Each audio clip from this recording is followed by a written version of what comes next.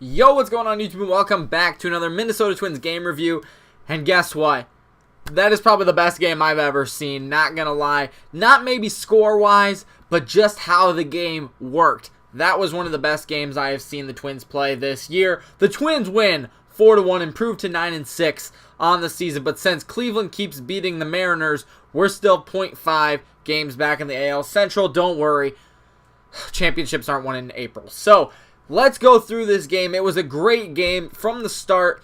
Well, let's start at the bottom of the first inning. That was when we really got things going. But, you know, we did well. Odorizzi did well. And the rest of pitching, hitting, defense, it all came together tonight on a pretty crappy night again in Minnesota. We haven't had very many nice days this year in the first month of the season. But let's go through the box score just like always. But like I said, most important thing is to win, and this was a clean ball game from beginning to end. So let's go through it.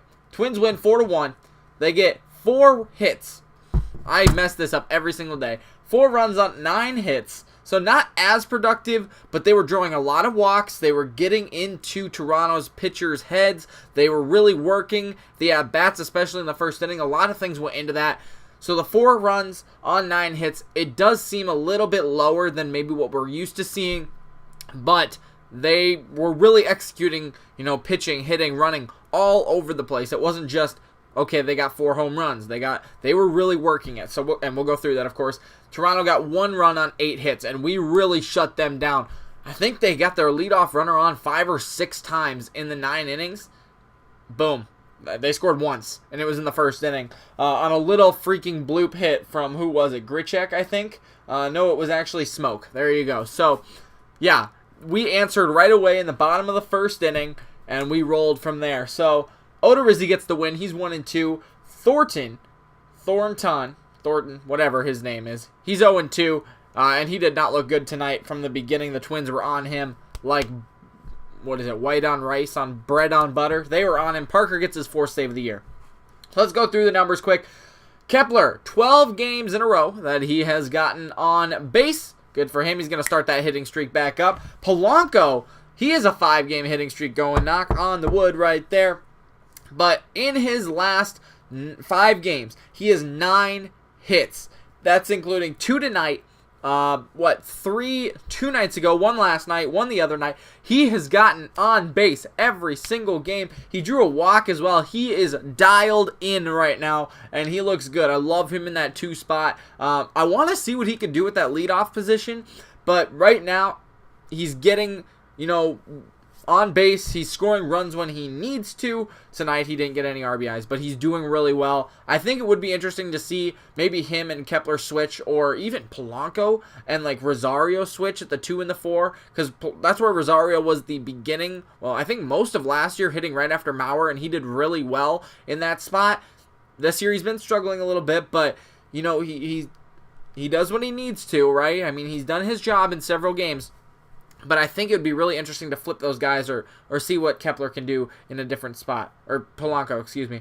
Cruz went 2 for 3 tonight with a walk, 2 RBIs. He had a double as well. Nice hit. Right. It was a shift. I thought they would shift him the other way, but they shifted him right instead of left.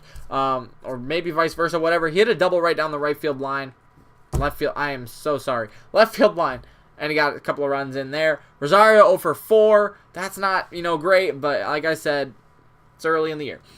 Cron went 1 for 3. Gonzalez had another good night, 2 for 3 with an RBI and a walk.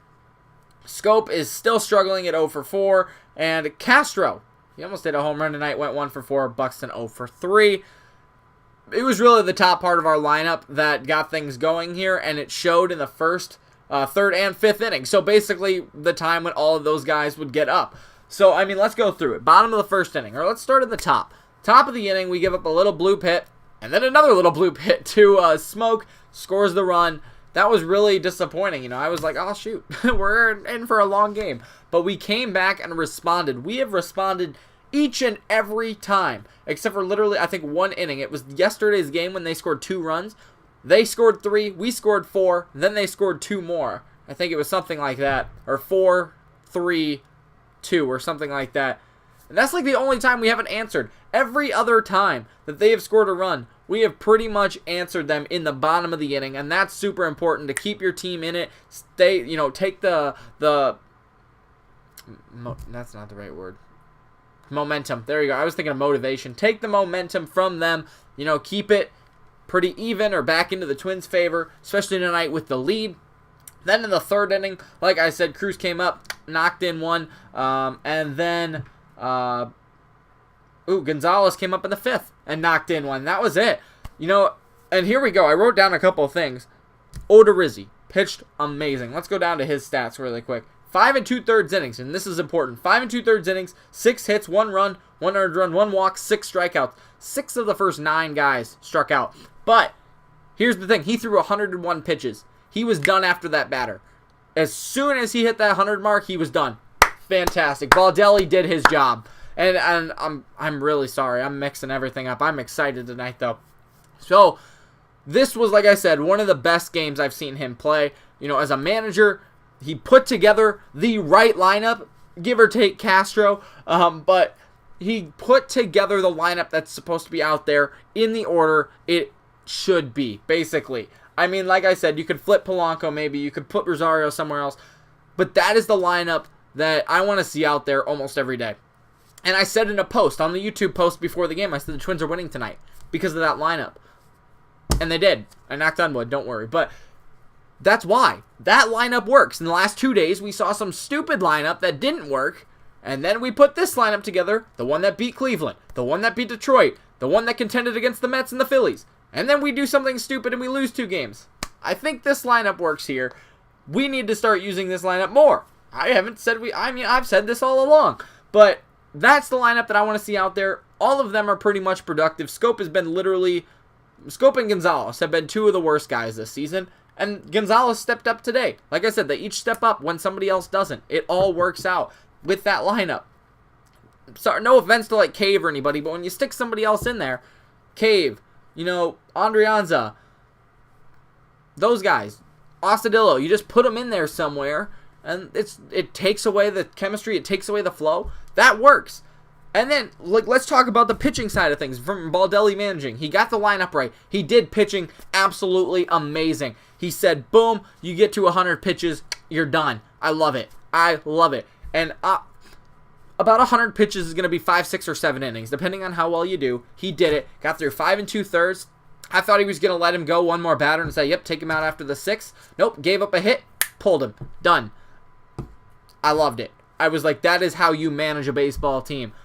He didn't overthrow his arm. 100 pitches. Like I said, 100 pitches, that's good. That's, what major leaguers are probably supposed to do in a start. 100 pitches, got out of there. Bullpen went to work and did really good. In the 7th inning, it was a little bit scary. Mejia came in, but he got through the inning with a great double play ball. I wrote this down. Double play ball right to Cron at first base and then stepped on the bag. That really helped Mejia. Otherwise, he might have been in trouble. But, hey, he got out of it. Rogers looked good. Parker looked good tonight. He has really got his curveball working. That's what I noticed about Parker is, like I said, I'm a little nervous about Parker because he couldn't really find that command with his splitter. And there's a couple things I want to mention with him. I might do a whole video on this, so I'll just give a little bit of insight quickly. And I'm going to do a whole video on what Baldelli said about his pitchers that I don't really agree with. But it's like, I'll just save that for another video. How about that? But the thing about Parker, he can locate his fastball. He can put it inside, outside, up, down. That's good. It's only 92 though, right? It's not that great. But he comes over the top. And Jack Morris, who is the color tonight, really made a great statement. He said that splitter and that fastball come from the same spot. And I really looked at that tonight. I was like, yeah, they do. They come from over the top, that same angle. And you can only pick one. Because one's going to go whoop and one's going to go whoop, right? Whoop and then whoop. One's going to go straight, one's going to drop off the table. You can't be looking for both. Because if you're looking for both, you're going to swing right through the middle of either one of them. You're not going to hit it. You have to be on the fastball. You got to be on the splitter. And since you know he can throw that splitter, you got to be looking for that. That's his go-to pitch, right? That's his strikeout pitch. You got to be looking for that. blows the fastball right by you. It's only 92, but Jack Moore said it looks like 99 because you're looking for an 80-mile-an-hour splitter, and here comes 10, 15 miles an hour faster on the fastball, blows right by you. And then he's got this curveball working, which is like 76 miles an hour, just go woo all the way over the top. That is a great pitch, and he can locate it.